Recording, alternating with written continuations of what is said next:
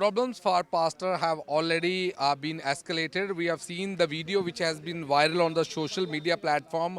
The lady who was being thrashed by pastor, she is with us. We will talk to him.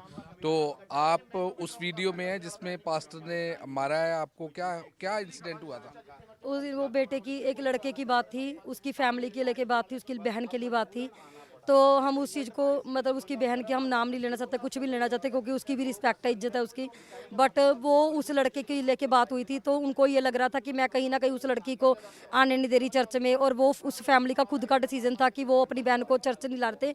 इसके कारण वो जब वो church नहीं आ रही थी तो उसको प्रेशराइज किया जा रहा था कि अपनी बहन को चर्च में भेज, मीडिया में भेज। तो इसलिए उस चीज़ को लेकर ये विवाद हुआ।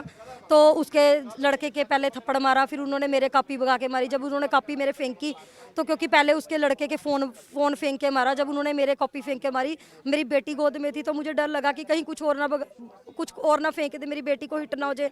तो मैंने अपनी बेटी को सबसे पहले साइड किया और मैंने खड़के उनको सिर्फ ये चीज़ें बोली कि आप मुंह से बात करो प्लीज़, आप ये चीज़ें ना करो हमारे साथ, ये हाथों पाई मत करो। फिर उसके बाद वो उन्होंने मेरा गला पकड़ लिया, उन्होंने मेरे थप्पड़ मारे, मेरा मुक्का मारा फेस पे। वो आप देख सकते वीडियो पर भी कैसे हुआ है सारा कुछ। लेकिन वो कल लगातार कह रहे हैं कि ये एआई से बनाई गई है, एडिट की वीडियो है और ये रियल वीडियो नहीं है। नहीं, वो वीडियो बिल्कुल सही है, बिल्कुल रियल वीडियो है। वो कैमरे की ही वीडियो है हमारे तो सीसीटीवी। आपने कोई पुलिस कंप्लेंट दी है इसके? हमने एसएसपी ऑफिस में कंप्लेंट दी थी और मेल भी की थी, ई पोस्ट भी किया था कि हमें खतरा है। जैसे जैसे हमने उस हमारे जो हमने रिज़ाइन दिया था, हमने उसमें भी रिटर्न में लिखा था कि हमारे साथ जो बदतमीजी की है, हमारे गला दबाया गया, हमारे थप्पड़ मारा गया, इसलिए हमने अपनी जो जॉब है वो छोड़ दी है।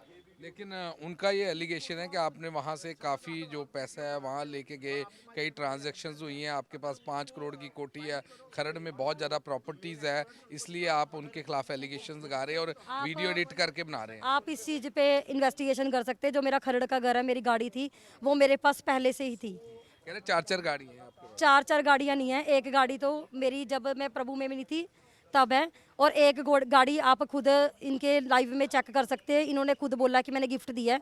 और एक रिसेंटली हमने वो भी लोन पे ली है गाड़ी, वो मेरे बेटे ने ली है गाड़ी।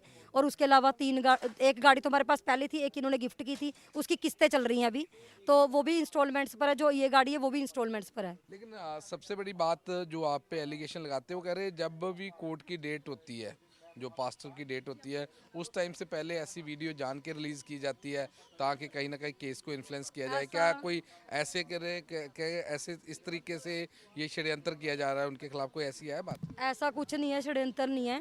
ये चीज़ जो सच है, सच कभी छुपता नहीं है। अगर वो सच है, आप उस वीडियो को निकाल कर चेक कर सकते हैं कि वो सच्ची है कि झूठी है।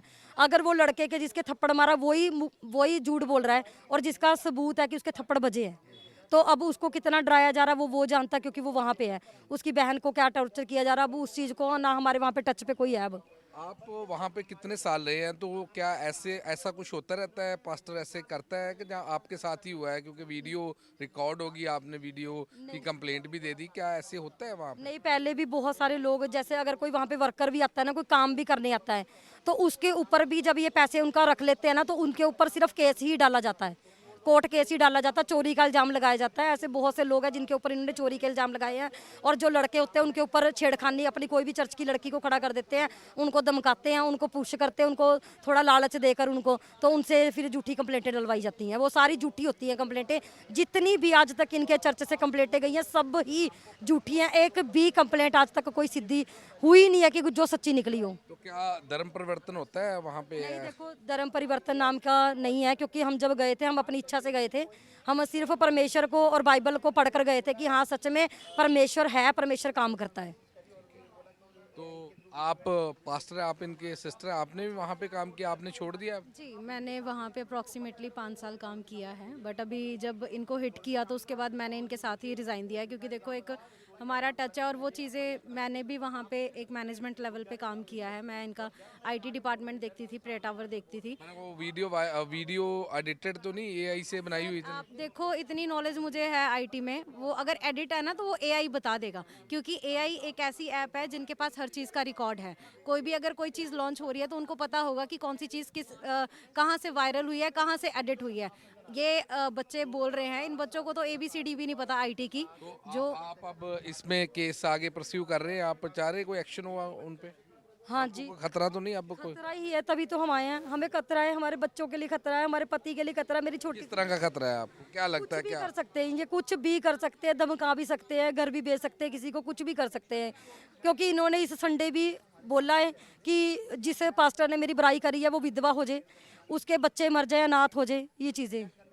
So, well, this is the victim who has been seen in that video where we have seen pastor was seen hitting and thrashing a woman, and this woman is on the NDTV. She was explaining the horrible experience and why this incident had been taken place. With Vijay, Rajesh Kumar, this is Group Singh Sheena for NDTV, Mohali, Punjab.